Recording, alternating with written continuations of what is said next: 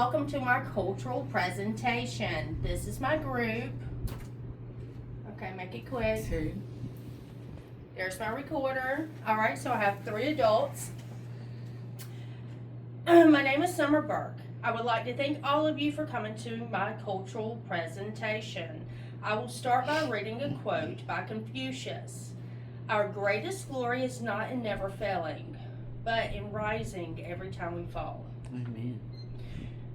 Drug culture is a social environment that surrounds the use of substances and the lifestyle that it grows from. Years ago, drug culture often existed in hidden corners of society, but over time, it has become more visible in music, movies, and everyday conversations. Today, it reaches across age groups, communities, and even different social classes. The cultural image of drugs has shifted from being rebellious and underground to something that is sometimes glamorized in popular culture. At the same time, this culture has also been created. It has devastating effects such as addiction, broken families, crime, and poverty. However, the drug culture has grown, and so has the responses to it, including rehabs and counseling, recovery programs, and faith-based initiatives that aim to restore lives. When I reflect on drug culture, I feel both concern and hope. I've seen how destructive drugs can be, tearing apart families and communities while taking away people's potential. I also know how difficult recovery can be, and that makes me feel compassionate for those caught in addiction. At the same time, I feel hopeful because recovery programs, rehabs, and faith in God show that change is possible.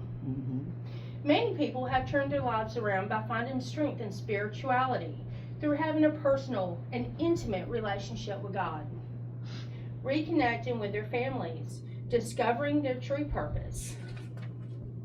For me, this reflection reminds me of the importance of showing empathy towards those who are struggling instead of judgment.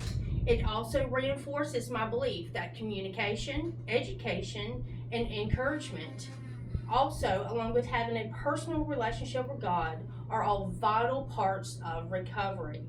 Through this observation, I've discovered that drug culture has changed over the years in both positive and negative ways. While drug use has become more mainstream and even accepted in some media, the growth of treatment centers, support centers, and spiritual recovery programs has created new opportunities for healing. I also discovered that faith plays an important role in recovery for many people. God provides comfort, strength, and forgiveness, which gives people the courage to start over.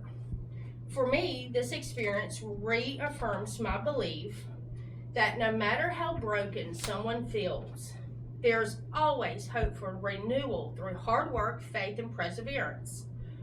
One significant encounter I observed was seeing how recovery groups bring people together in a supportive, Christian-based community. In these groups, people openly share their struggles with addiction and encourage one another to keep moving forward. These encounters often highlight how important it is for people to know they are not alone.